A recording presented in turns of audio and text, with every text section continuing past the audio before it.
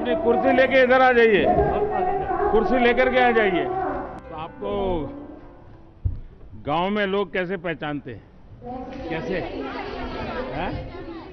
विशेष है कि अच्छा, सबको मालूम है घूमती फिरती बैंक है, हैं?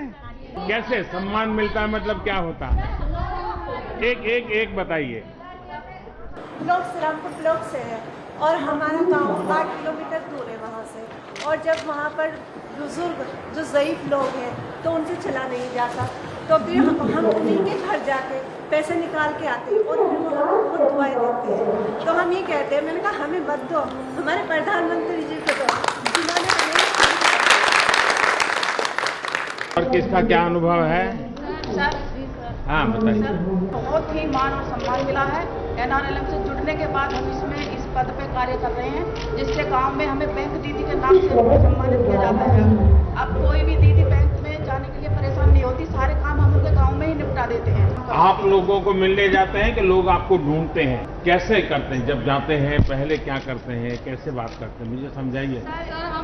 जैसे मैं हूँ और मुझे आप लोग सेवा दे रहे हैं तो कैसे करेंगे? क्या परेशानी है, कैश निकलवाना है या जमा कराना है, फिर वो अपने बताते हैं। फिर उनसे उनका आधार कार्ड लेते हैं, आधार कार्ड से निकलवाना है तो आधार कार्ड डालते हैं, बैंक का नाम लेके, और फिर उससे पूछते हैं कस्टमर से कितना अमाउंट निकलवाना है। फिर फिंगरप्रिंट्स लगा के उनको निकलवा के और उनको अमाउंट बता देते हैं कि इतना आपका अमाउंट बच जाए। अच्छा, उनको नोट अगर गिनना नहीं आता है तो कैसे मदद? एक एक नोट उन्हें गिनवा के देती हूँ, बता देती हूँ, एक एक नोट चीज जानकारी देती हूँ। किसी सबसे वृद्ध व्यक्ति को जिसने सबसे ज्यादा मदद की, ऐसा कौन है आप में से?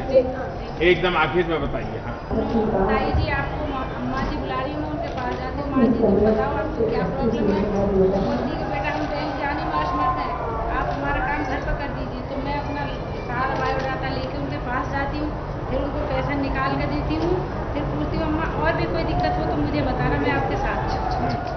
तो लोगों को भरोसा है कि आपको पैसा दिया मतलब बैंक में गया। अच्छा, गांव में तो महिलाओं को अपनी साड़ी के ऊपर पैसा बांधने की आदत है, या तो फिर अपने किचन में अनाज जो है उसी में पैसे डालते रखते हैं। तो उनको क्या लगता है? सर वो जमा करते हैं, जमा करते हैं। और सर हमारे यहाँ एक बुजुर्ग ऐसे हैं जो बोलते थे कि हम बैंक जाते हैं तो सिर्फ झगड़ा होता है। मैंने पूछा कि बाबा आपका झगड़ा होता क्यों है? तो उन्होंने कहा कि मेरा झगड़ा इसलिए हो जाता है कि हम बैंक में कहते हैं मेरा कैश जमा कर दो, तो बोलते तुम्हारा खाता ही बंद हो जाता है। तो हमने कहा कि आप अपना खाता नंबर दीजिए, आधार आपका हम लगाएंगे, आपका अकाउंट हम चालू कराएंगे और आज से आपको बैंक जाने की जरूरत नहीं पड़ेगी। अब सर उनका जो है अगर धान बेचे या गेहूं, वो बनिया के पास हमेशा रहता था, लेकिन सर आज वो मुझे 50,000 ला के देते हैं, बोलते बेटा ये लो तुम बांटो, और हमारा जो सर हमारे ओडी में चला जाता है और हम क्या करते हैं ओडी से ले जाकर के उनके खाते में ट्रांसफर कर देते हैं। सर एक मेरी तो बचत हो गई कि बैंक कम जाना पड़ा। 50,000 रुपये आप लेकर के जाती हैं, आपको हिम्मत डर नहीं सर जी लगता? सर मैं 50,000 नहीं, मेरा डेली का ट्रांजेक्शन सर इस टाइम 2.5 से 3 लाख है। मेरे पास any time lakh 1.5 lakh amount मैं रखती हूँ। क्या नाम आपका? सर नीतू मौर्य, मैं D ब्लॉक से हूँ। तो बैंक वाले भी खुश होते होंगे कि उनका कारोबार आप कर रहे हैं? सर मेरे गांव से करीब क्या नाम है बैंक 5-6 किलोमीटर दूर पड़ता है, इसलिए काफ़ी लोगों को जाने में दिक्कत होती है सर। तो हमने जब बैंक की उनको सुविधाएं दी तो वो लोग हम लोग से बहुत खुश हुए और काफ़ी हमको आशीर्वाद भी दिया कि उनको जाने में बहुत दिक्कत हो रही थी, इसलिए सर। और सर जब हमने ट्रेनिंग लिया था तो हमारे घर वालों ने बहुत सपोर्ट किया, और ये मेरा बच्चा उस टाइम जब हमने ट्रेनिंग लिया तो ये 9वां महीना चला था प्रेगनेंसी का। सर हमने 3 मार्च से अपना वो ट्रेनिंग चालू किया, 8 को मेरा पेपर हुआ, 9 को हम घर पे आए, उसके बाद में 11 तारीख को मेरा बेबी हुआ। फिर हमने अप्रैल से ज्वाइन किया इसको, फिर हमने 1 करोड़ का लगभग ट्रांजेक्शन किया है, उसमें हमको 24,000 का कमीशन अर्जित किया गया। अच्छा, बैंक सखी बनने से पहले क्या करते थे आप? खाना बनाते थे, खाना पकाते थे। सर पहले जब मैंने बैंक में काम नहीं करती थी सर, मैंने खाना बनाती थी और मेरा उतना इज्जत सम्मान नहीं था जितना मुझे अब बढ़ा है। हमारे गांव में जब से सभी लोग जान गए कि ये बैंक खोली है, मैंने सबसे बताई हूँ।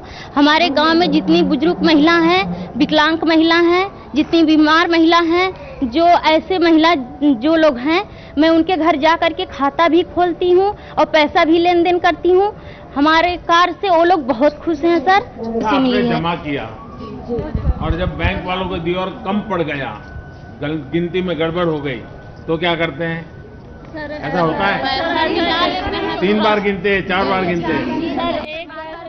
बहनों का ऐसा होता है, जब भी उनको काम का मौका मिलता है वो अद्भुत करके दिखाती है। चलिए, आपको मेरी बहुत बहुत बधाई।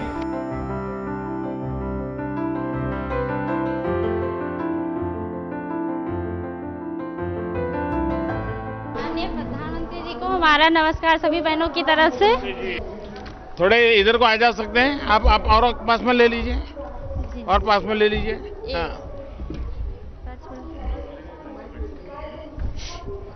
हाँ, बताइए अपना अनुभव। सर, माननीय प्रधानमंत्री जी को और मुख्यमंत्री जी को मेरा नमस्कार। मैं उन्नाव बीघापुर से हूँ, THR प्लांट में। मेरा नाम अन्ना देवी है, मैं कोषाध्यक्ष हूँ। कितने समय से कर रही हैं आप?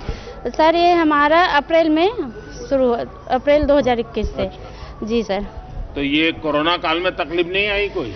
सर नहीं, कोई तकलीफ नहीं सर, करते। हम लोग घर में रहते थे, कभी ये सपने में भी नहीं सोचा था कि हम इतनी दूर और बच्चों का ऐसा काम कर पाएंगे।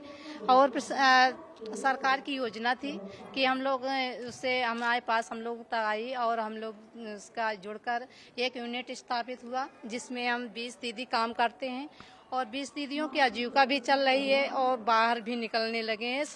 और सम्मान भी घर में भी मिलता है और बाहर भी मिलता है सर। आपको लगता है कि अगर ये कुपोषण है जी जी, तो उसके कारण बच्चों के विकास में बड़ी कठिनाई होती है, जी बेटियों के विकास में कठिनाई होती है, जी सर। तो अब आपको इसका ज्ञान हुआ है कि भाई कुपोषण नहीं होना चाहिए? जी हाँ जी सर। तो औरों को समझाते हैं क्या? जी सर बताते हैं। नहीं, जो 12, 13, 14 साल की बेटियां हैं उनको समझाते हैं क्या? जी सर। हैं? वो बेटियां तंदुरुस्त होनी चाहिए। जी सर। अगर वो बेटी तंदुरुस्त नहीं है और अगर वो माँ बनती है तो बच्चा भी तंदुरुस्त नहीं होता है। जी सर। तो जीवन भर उसको मुसीबत झेलनी पड़ती है। जी जी। तो ये चीजें समझाते हैं आप? जी सर। लोग सीखने का प्रयास करते हैं आपसे, समझने का प्रयास जी करते सर, हैं? सीखने का प्रयास करते हैं सर। हाँ। जी सर, पहले से बहुत अच्छा मतलब कि पहले जो था उससे।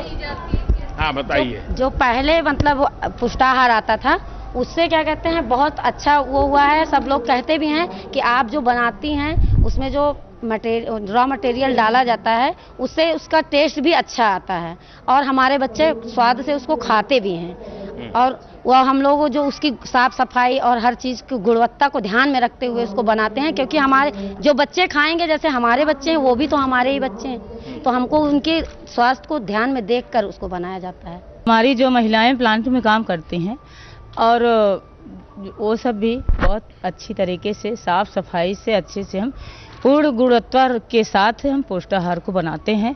और आंगनबाड़ी केंद्रों में हम आजीविका एक्सप्रेस के से हम महिलाएं स्वयं आंगनबाड़ी केंद्रों में बांटते हैं। कितने घंटे काम करना पड़ता है? 8 घंटे। 8 घंटे।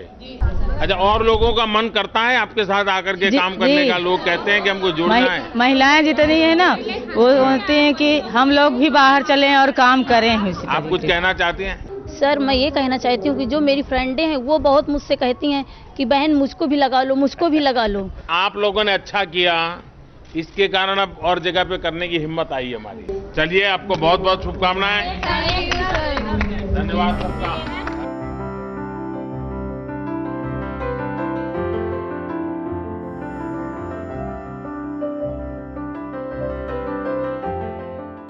नमस्ते। ये छोटी छोटी बच्ची आ जाइए, सब इधर आओ। अपना अनुभव बताइए, क्या क्या हुआ है? इस योजना से हमें बहुत लाभ हुआ है। हाँ। पढ़ाई में हमें सहायता मिली है। अच्छा, पढ़ाई में मन लगता है? तो अभी तो स्कूल बंद थी, तो क्या करते थे? तो अब आ गया है ऑनलाइन। तो अब ज्यादा ऑनलाइन अच्छा लगता है कि स्कूल जाना अच्छा लगता है? स्कूल जाना। नहीं, स्कूल जाएंगे तो भी ऑनलाइन पढ़ना चालू रखेंगे, नई नई चीजें पढ़ सकते हैं, पढ़ सकते हैं ना।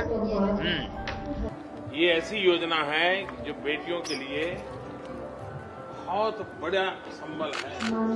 जब बेटी 18-20 साल की होगी, जब कॉलेज जाना होगा, तो घर को लोगों को लगेगा भाई अब तो इसके पास पैसे हैं, हम उसको देते हैं, ये लगेगा उसको। सर आपने जो किया है ऐसा तो अभी कोई नहीं किया है, बहुत सहयोग करते हैं बेटियों को, इससे हम लोग बहुत खुश हैं। हम लोगों को बहुत सहयोग मिल रहा है, इसके अलावा और क्या चाहिए। बेटियों को बहुत हम लोगों का हिम्मत हुआ जो आगे हम लोग बढ़ा पाएंगे। इसके बेटी को पढ़ाने का जन्म से है तो भाई अभी भी है, उसके आगे भी पढ़ाई लिखाई में सब में भाई हम लोग को सुविधा है।